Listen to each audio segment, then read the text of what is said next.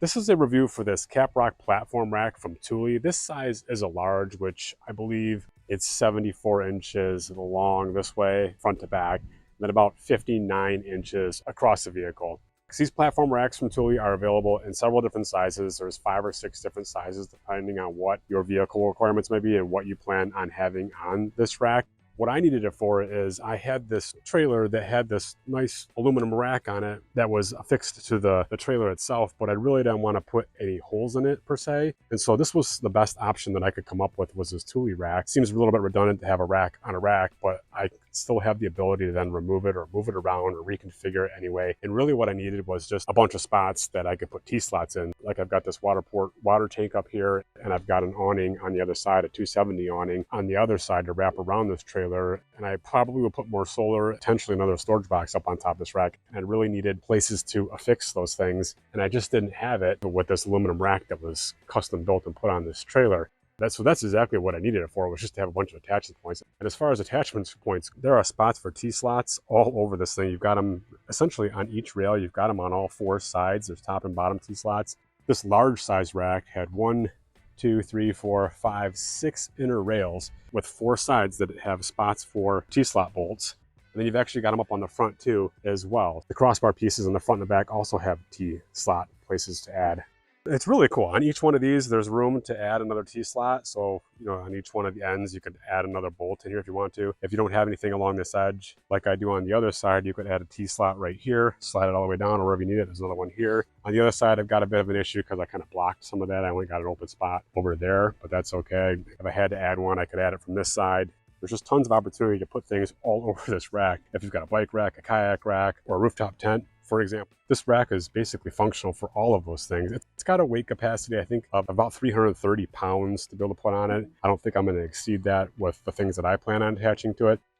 You're going to want to check your requirements of your rack. If you've got a Thule set of crossbars on your vehicle, you're probably good to go with that configuration, but I didn't have that because, like I said, this is a custom rack. So I had to get this Thule Crossbar Platform adapter kit. These are adapters that attach in 4 spots. There's 4 locations where you add them, and then you attach them in the bottom of each of these rails with a T-slot. Now I had to be a little bit careful because I only had to have one up in the front, one up in the back, so that was kind of a consideration about where I could put my rails, and then I only had limited flexibility with these 2 rails in here. But again, there's larger racks if you need a larger rack, like if you've got a van maybe that has more capacity or space on top of it. Before I bought it, I didn't really understand how they were attached, and I also didn't understand how they were locked. But the way it works is one of the attachment adapters has 2 attachment pieces that have a locking mechanism, one on each side. The same key opens them both, and what happens is when you turn the key, it basically puts a piece of plastic up inside the slot here, and it makes it so you can't twist these out. So when you're installing them, you twist them in so that they hold, and then you tighten down these bolts here to attach it to the rail.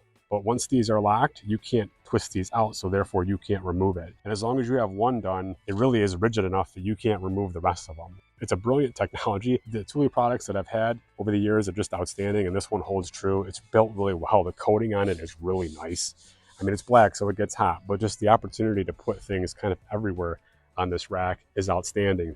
Platform rack itself only came with the hardware required to assemble the platform. You have to provide your own hardware for how you're going to attach it to whatever rail system you've got. Like for me, I had to get these adapters, and they came with their own set of hardware, which was great. Instructions were really clear. There's actually no words in the instructions. You can just follow the pictures, and it's that easy. A couple of considerations. You just want to make sure that the rack is going to fit on top of your vehicle and not be too big or come off the sides. Know the size that you're getting and know the orientation of the rails too. Check that, because when you're looking at them to purchase them, you might be a little bit thrown off by the direction of the rails. The crossbar kit is usually sold separately. I had to buy mine separate from buying the platform rack itself. The crossbar adapters came with everything you need, including this flat ratchet, I would call it. It's got a built-in torque wrench at 4 Newton meters, so you can't over torque these bolts, which is awesome.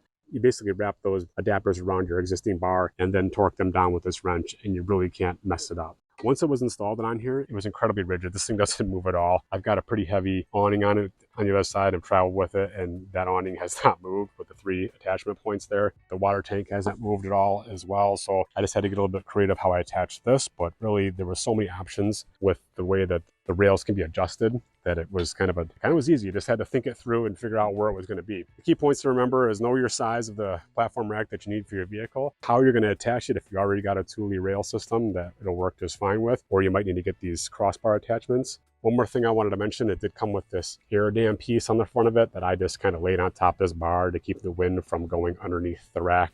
That was kind of a nice feature. You don't necessarily have to install that, but I did, and it worked out well for me. Like all Thule products, this thing is worth every penny. It's rigid and it's strong and it's got some nice aerodynamic features to it. I really like the way it looks, and it's performing really well. Love the flexibility, love the durability. It's just a really well-made product. They're awesome.